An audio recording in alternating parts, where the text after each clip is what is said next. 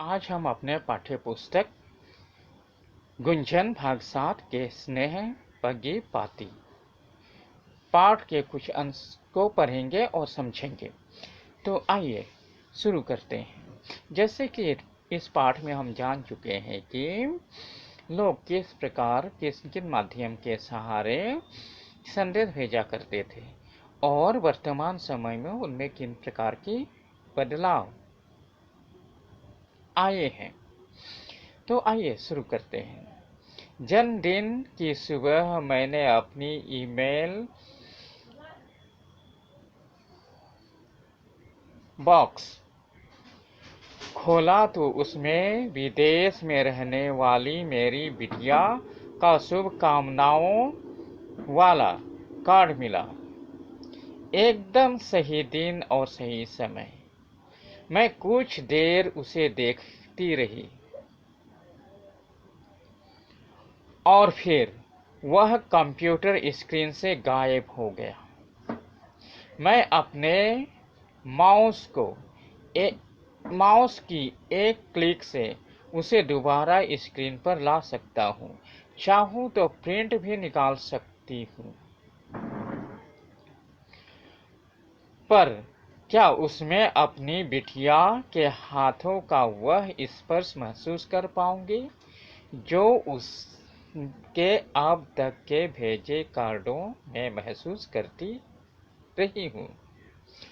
उसने यह कार्ड स्वयं ही भेजा है अथवा अपने अति व्यस्त जिंदगी के कारण अपने सेक्रेटरी से ही भेजने को कह दिया है, यह भी निश्चित नहीं। कार्ड के नीचे उसके स्वयं के हस्ताक्षर तक तो है नहीं। तो यह लेखक जो जन्मदिन के सुबह लेखिका जब अपना ईमेल बॉक्स खोलती हैं तो उन्हें विदेश में रहने वाली अपनी बिटिया की शुभकामनाओं वाला कार्ड मिलता है और वह कार्ड एकदम सही समय पर और एकदम सही दिन। अब लेखिका कुछ देर उसे देखती रही और फिर वह कंप्यूटर स्क्रीन से गायब हो गया। मैं अपने माउस यदि लेखिका चाहती तो अपने माउस को क्लिक करके उसे दोबारा स्क्रीन पर ला सकती थी या फिर प्रिंट आउट भी निकाल सकती थी, पर क्या उसमें वह अपनी बिटिया के हाथों का स्पर्श महसूस कर सकती थी? नहीं, ऐसा संभव नहीं है।